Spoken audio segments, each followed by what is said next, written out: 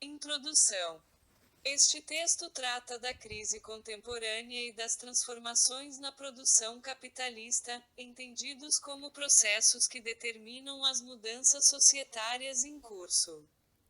Objetiva-se discorrer sobre o alcance e o significado das transformações sofridas na esfera da produção, desde os finais dos anos 70 do século XX, destacando seus impactos no processo de acumulação capitalista, na gestão do trabalho e nos modos de ser e viver da classe trabalhadora. Seu conteúdo está estruturado em três partes. Inicialmente, ressalta-se a dimensão histórica das crises, qualificando-as como constitutivas do modo de produção capitalista e da sua dinâmica restauradora. Em seguida, destacam-se as particularidades da crise que se iniciou no final dos anos 70, assim como os mecanismos utilizados pelo capital para o seu enfrentamento, pautados na reestruturação produtiva, na mundialização financeira, nos mecanismos de gestão do trabalho e nas estratégias de construção da hegemonia do grande capital. Por fim, serão indicadas as principais implicações dessas transformações no mundo do trabalho e na organização política dos trabalhadores como parte ofensiva do capital para construir uma cultura e uma sociabilidade compatíveis com os seus interesses atuais.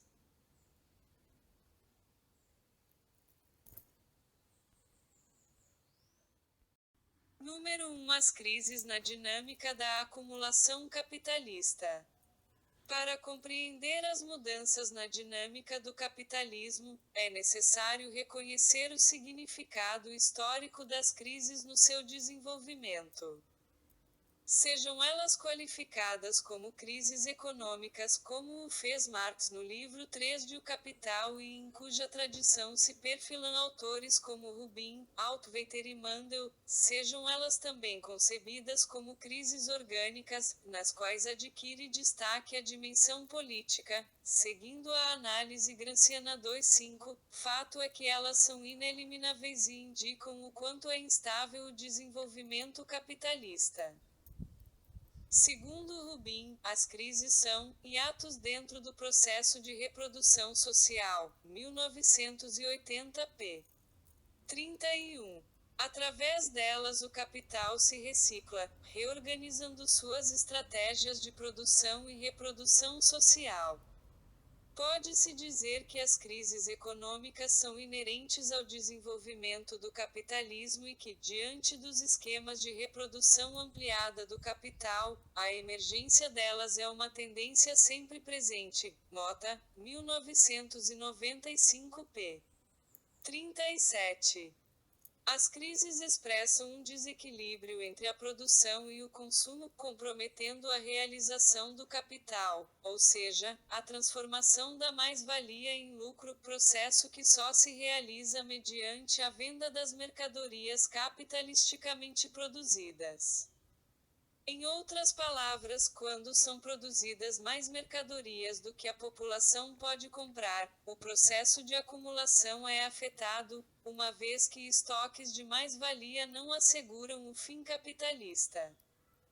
Para isso, não basta produzir mercadorias, estas precisam ser transformadas em dinheiro para, rapidamente, retornarem ao incessante processo de acumulação do capital, produção, circulação, consumo. As expressões mais emblemáticas das crises são as reduções de operações comerciais, acúmulo de mercadorias estocadas, redução ou paralisação da produção, falências, queda de preços e salários, crescimento desmesurado do desemprego e empobrecimento generalizado dos trabalhadores. Suas causas podem ser diversas, tais como a anarquia da produção, a concorrência intercapitalista, com a consequente queda tendencial da taxa de lucro, o subconsumo de massa, ou, ainda, podem ser potenciadas por algum incidente econômico ou geopolítico. Longe de serem naturais, as crises revelam as contradições do modo de produção capitalista, entre elas, a sua contradição fundamental, a produção socializada e a apropriação privada da riqueza, também reproduzindo e criando outras contradições como as existentes entre, 1. A racionalidade da produção em cada empresa e a irracionalidade do conjunto da produção e dos mercados capitalistas. 2. A maximização dos lucros de cada corporação empresarial e suas refrações na concorrência, ocasionando a tendência à queda da taxa de lucros. 3. O crescimento da produção de mercadorias e a estagnação ou redução da capacidade de consumo. Expondo sobre o tema, Neto e Braz 2006, p. 162, afirmam que as crises são funcionais ao modo de produção capitalista, constituindo-se num mecanismo que determina a restauração das condições de acumulação, sempre em níveis mais complexos e instáveis, assegurando, assim, a sua continuidade. Isso significa que as crises não ocasionam, mecanicamente, um colapso do capitalismo. Elas deflagram um período histórico de acirramento das contradições fundamentais do modo capitalista de produção que afetam sobremaneira o ambiente político e as relações de força entre as classes. Por ocasião das crises, deflagra-se um processo no qual mudanças significativas ocorrem, sejam elas no interior da ordem, sejam em direção a um processo revolucionário, dependendo das condições objetivas e das forças sociais em confronto.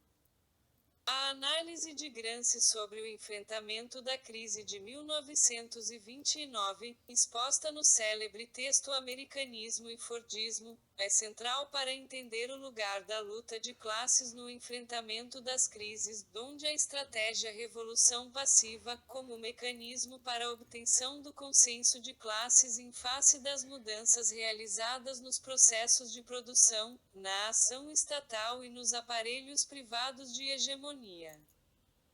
Segundo Braga, 2003 p. 217, em conjunturas de crise. A principal tarefa das classes dominantes passa a ser a de erigir contra tendências à queda da taxa de lucro. Nesse processo devem intensificar os métodos de trabalho, modificar as formas de vida operária e principalmente, engendrar as bases políticas e sociais de uma iniciativa que permita às classes dominantes tornar seus interesses particulares e universais, isto é, válidos para todas as classes.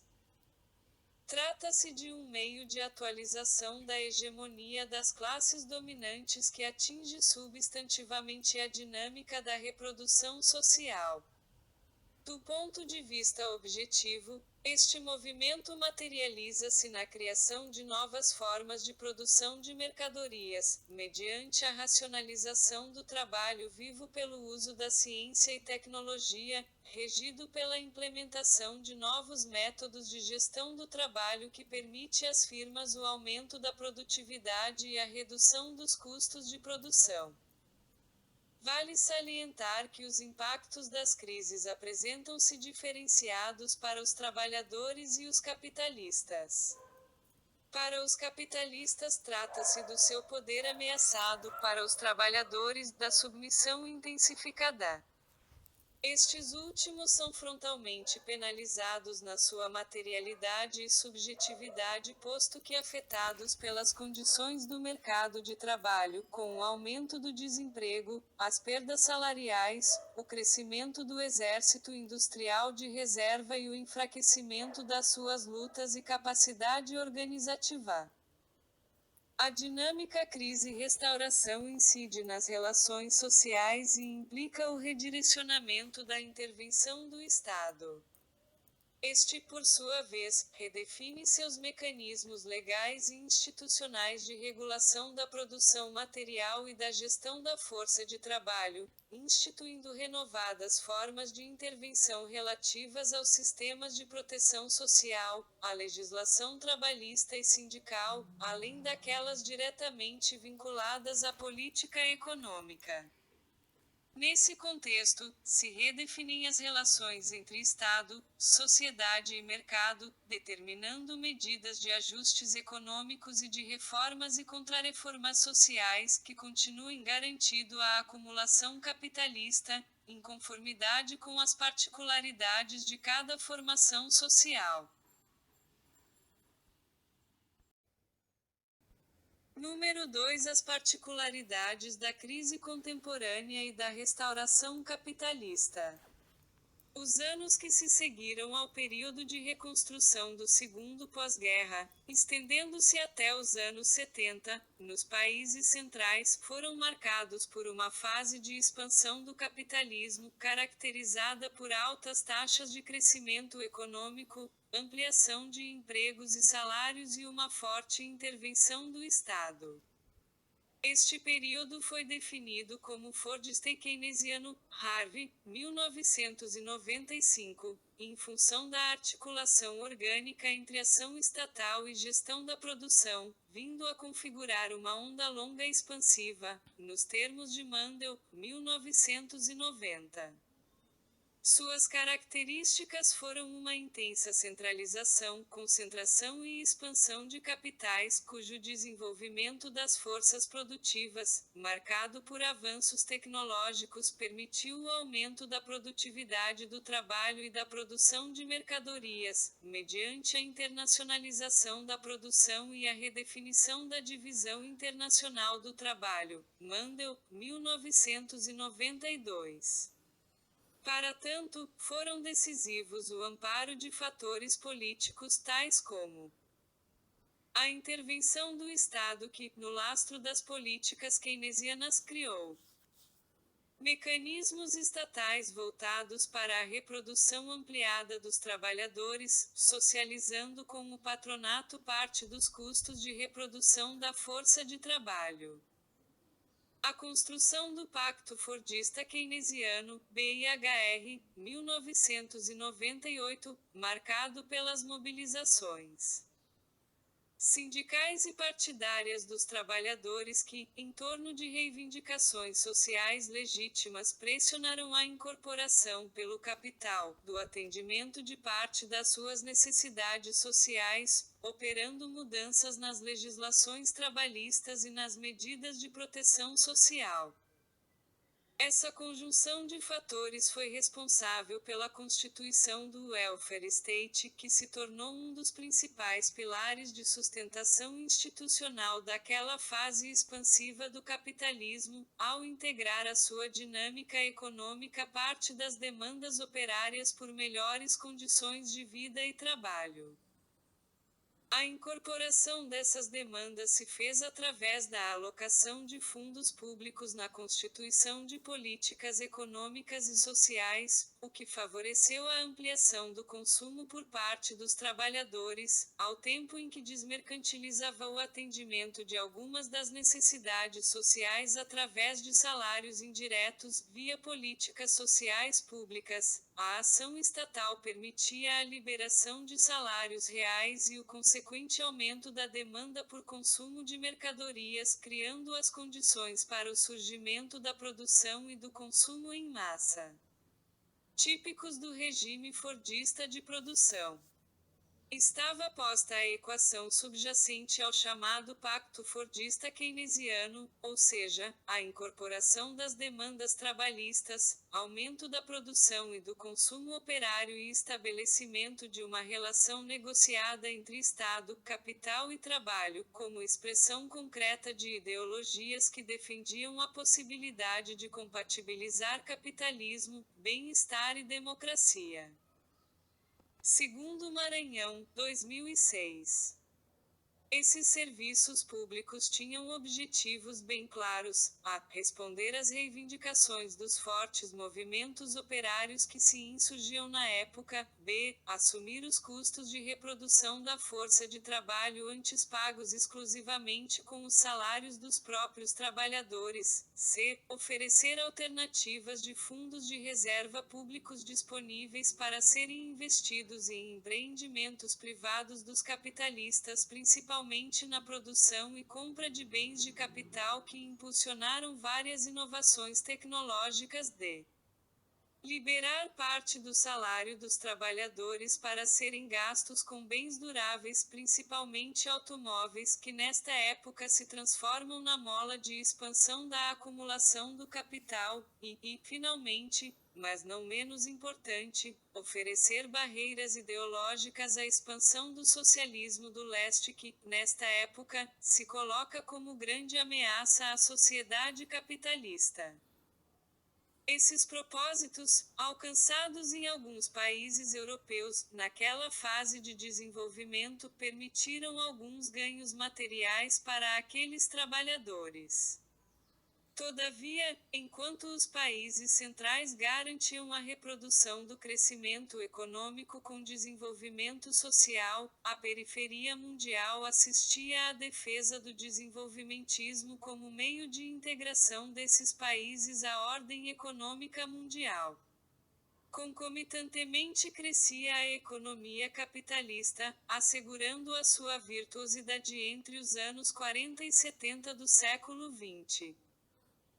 Diferente da trajetória que determinou o welfare, o desenvolvimentismo no Brasil foi resultado de um processo de modernização conservadora que consolidou a industrialização e o crescimento econômico, mas que não redistribuiu os resultados dessa expansão com a maioria da população trabalhadora.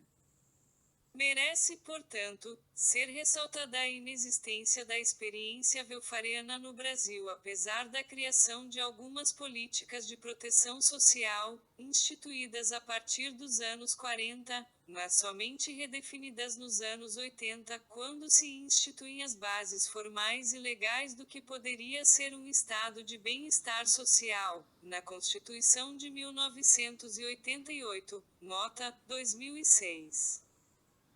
A plena incorporação das economias periféricas ao processo de reprodução ampliada do capital ocorreu nos anos 70 do século XX, quando os países então chamados subdesenvolvidos transformam-se em campo de absorção de investimentos produtivos. A seus estados nacionais coube a continuidade, embora com novas características, do papel de indutores do desenvolvimento econômico, propiciando uma base produtiva integrada às necessidades dos oligopólios internacionais, graças ao apelo ao crédito externo para o financiamento daquela base e da sua expansão. Essa situação reverte-se na década seguinte, quando se inicia a crise da dívida externa, obrigando tais países, sistematicamente, a exportar capitais para o pagamento dos empréstimos recebidos. Não por acaso, em tal período, o mundo capitalista revela os sintomas de uma crise de acumulação, obrigando os países desenvolvidos a redefinirem suas estratégias de acumulação, donde o surgimento de novas estratégias de subordinação da periferia ao centro. É nesse marco que se dá a integração do Brasil à ordem econômica mundial, nos anos iniciais da década de 90, sob os imperativos do capital financeiro e do neoliberalismo, responsáveis pela redefinição das estratégias de acumulação e pela reforma do Estado. Na prática, isso se traduz em medidas de ajuste econômico e retratação das políticas públicas de proteção social, numa conjuntura de crescimento da pobreza, do desemprego e do enfraquecimento do movimento sindical, neutralizando, em grande medida, os avanços e conquistas sociais alcançadas pelas classes trabalhadoras nos anos 80. No âmbito do sistema capitalista e da sua economia mundo, instala-se muito mais do que uma crise econômica, estão postas as condições de uma crise orgânica, marcada pela perda dos referenciais erigidos sob o paradigma do Fordismo, do keynesianismo, do welfare state e das grandes estruturas sindicais e partidárias. Se a tais condições se soma o exaurimento do socialismo real, vê-se como foi possível afetar a combatividade do movimento operário, imprimindo, a partir de então, um caráter muito mais defensivo do que ofensivo às suas lutas sociais. Qualificado por muitos como um período em que o trabalho perdeu a sua centralidade, fato é que os anos que se seguiram à década de 80 são palco de um processo de restauração capitalista, assentada num duplo movimento. 1. A redefinição das bases da economia mundo através da reestruturação produtiva e das mudanças no mundo do trabalho. 2. A ofensiva ideopolítica necessária à construção da hegemonia do grande capital, evidenciada na emergência de um novo imperialismo e de uma nova fase do capitalismo, marcada pela acumulação com predomínio rentista. Harvey. 2004. Estes movimentos podem ser identificados historicamente em medidas que indicam a reestruturação dos capitais com as fusões patrimoniais, a íntima relação entre o capital industrial e financeiro, além da formação de oligopólios globais via processos de concentração e centralização do capital. B. As transformações no mundo do trabalho, que tanto apresentam mudanças na divisão internacional do trabalho como redefinem a organização do trabalho coletivo, reduzindo a fronteira entre os processos de subsunção real e formal do trabalho ao capital e compondo a nova morfologia do trabalho, segundo a expressão de Antunes 2006, c. A reconfiguração do aparato estatal e das ideologias e práticas que imprimem novos contornos à sociabilidade capitalista, redefinindo mecanismos ideopolíticos necessários à formação de novos e mais eficientes consensos hegemônicos. Orquestrada pela ofensiva neoliberal, a ação sociorreguladora do Estado se retrai pulverizando os meios de atendimento às necessidades sociais dos trabalhadores entre organizações privadas mercantis e não mercantis, limitando sua responsabilidade social à segurança pública, à fiscalidade e ao atendimento, através da assistência social, àqueles absolutamente impossibilitados de vender sua força de trabalho. A classe trabalhadora é também atingida pelos processos de privatização, inicialmente através da venda de empresas produtivas estatais, seguindo-se uma ampla ofensiva mercantil na área dos serviços sociais e de infraestrutura, tais como os de saúde, previdência, educação, saneamento, habitação etc., amparados pela liberalização da economia, sob a égide da liberdade de mercado e retratação da intervenção do Estado.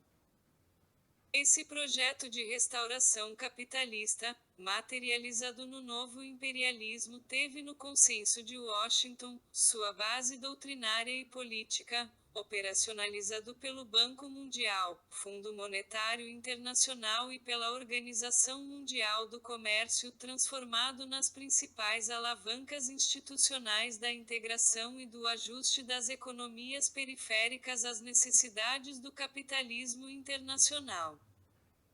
No novo imperialismo, a hegemonia vem sendo exercida pelos Estados Unidos, através do uso de estratégias que combinam coerção e consenso, pretendendo uma espécie de governo mundial que, ao sitiar a ideologia dos seus opositores, afirma a sua ideologia como universal.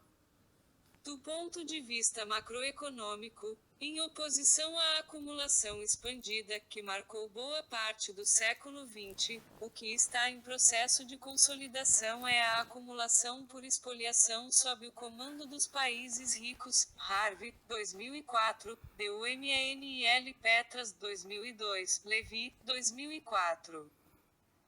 A marca da acumulação por espoliação tem sido a abertura de mercados em todo o mundo, através das pressões exercidas pelo Fundo Monetário Internacional, Banco Mundial e Organização Mundial do Comércio que, ao estimularem a aplicação de excedentes ociosos de capital que não encontram empreendimentos lucrativos em seus países de origem, investem nos países periféricos, de onde jorram remessas de lucros.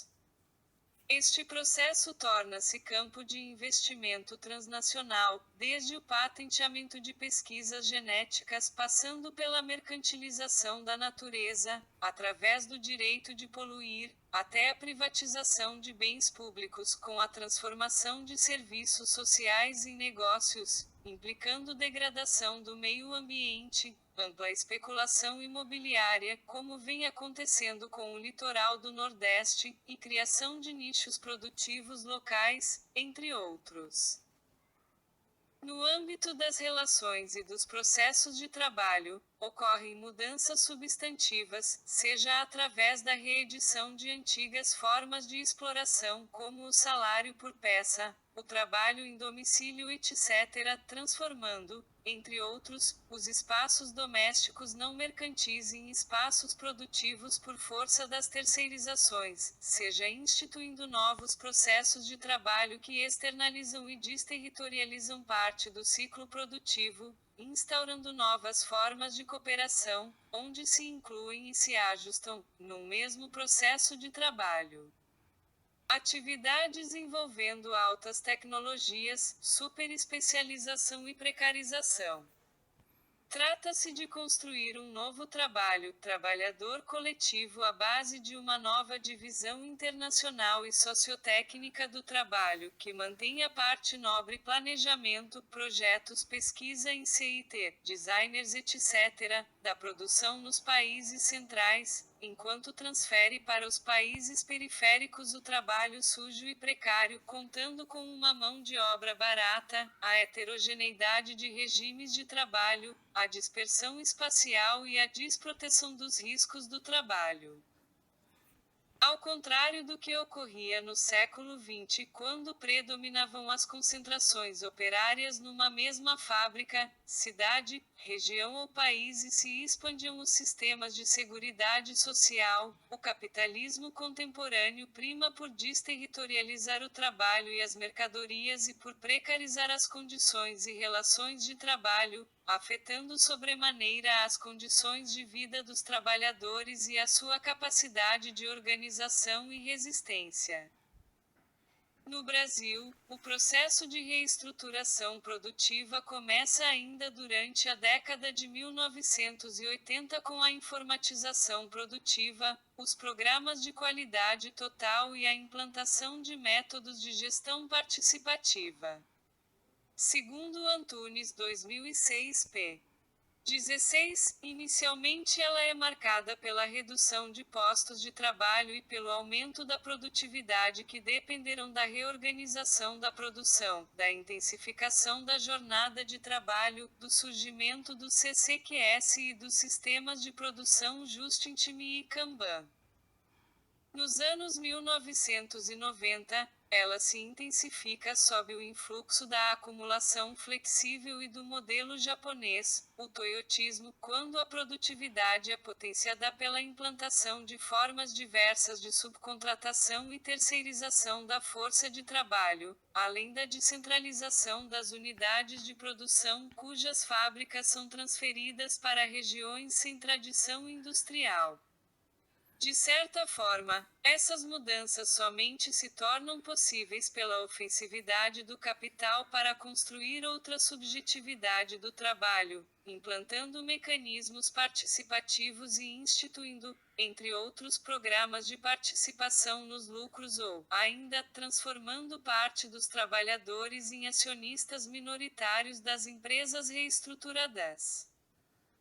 Ao contrário dos trabalhadores cujos coletivos são fragmentados, o capital, através das fusões patrimoniais transacionais, aumenta a sua capacidade de concentração e centralização, o que concorre tanto para um maior controle de riscos dos seus empreendimentos como para o aumento da sua capacidade de coordenar a produção mundial.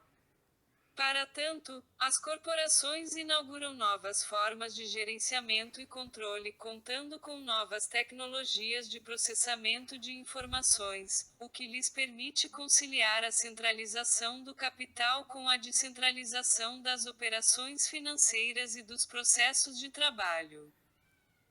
Mesmo comportando formas diferenciadas, onde convivem setores tradicionais e modernos, relações de trabalho estáveis e precárias e novos processos produtivos que mesclam práticas inspiradas no toyotismo com práticas fordistas e até processos que remontam à produção simples de mercadoria. Essa combinação de padrões produtivos, segundo Antunes 2006 p. 19, oferece como resultante um aumento da superexploração do trabalho, traço constitutivo e marcante do capitalismo brasileiro. A produção em massa de produtos padronizados que marcou o regime fordista, cede lugar à produção seletiva, preferencialmente de produtos de luxo, consumida por não muito mais que 30% da população mundial, composta pelas classes médias e proprietárias. Torna-se inútil para a produção uma parte da população destituída dos meios de produção e da condição de vendedores de força de trabalho. Essa população excedente, não por acaso, se transforma no foco das políticas denominadas de transferência de renda ou de renda mínima e ingressa, mesmo que residualmente, nos mercados consumidores internos. De igual modo, com o intuito de criar uma economia mundial baseada na intensificação dos regimes de extração da mais-valia e de barateamento da força de trabalho, o atual padrão de acumulação capitalista tem desenvolvido mecanismos de desvalorização da força de trabalho que visam incrementar superlucros. Maranhão, 2006. Trata-se de um movimento aparentemente contraditório, mas que encerra uma enorme funcionalidade, qual seja, o mesmo processo que determina a expulsão de trabalhadores da produção intensiva de mercadorias também ocasiona a inserção precarizada dessa força de trabalho em novos processos combinados de trabalho, cujos sujeitos são conceituados de trabalhadores informais, temporários ou por conta própria. Aqui, os exemplos mais emblemáticos são o da produção de mercadorias à base da reciclagem de materiais cujos vendedores de matéria-prima, os denominados catadores de lixo, integram a cadeia produtiva da reciclagem, os trabalhadores e pequenos produtores rurais que fornecem matéria-prima para a produção do biodiesel e as mulheres que costuram por facção para a indústria de confecção cujo trabalho é pago por peça. Esses trabalhadores e trabalhadoras, em tese, integram a superpopulação flutuante e estagnada a que se referiu Marx ao tratar sobre Lei Geral da Acumulação, Marx cuja função econômica é empurrar os salários dos trabalhadores ativos para baixo. Contudo, na atualidade, essa superpopulação é refuncionalizada, transformando-se em peça-chave da acumulação por expoliação. Nessa dinâmica, os países periféricos têm se transformado em imensos reservatórios de força de trabalho barata e precária para as megacorporações transnacionais. Neste processo, deve-se destacar a financiarização da economia, na base da qual se encontra a orgânica vinculação entre as grandes corporações produtivas transacionais e as instituições financeiras que passam a comandar a acumulação, contando para isso com a desregulamentação operada pelo Estado através da liberalização dos mercados. Embora se apresente como uma forma autônoma de produção da riqueza, o que é impossível no modo capitalista de produção, baseado na produção da mais-valia. O capital financeiro, de forma inaudita, além de potenciar o fetichismo da mercadoria, cria outro fetiche, o de que dinheiro se transforma em capital prescindido da base material rígida e pela produção capitalista, através da exploração do trabalho pelo capital.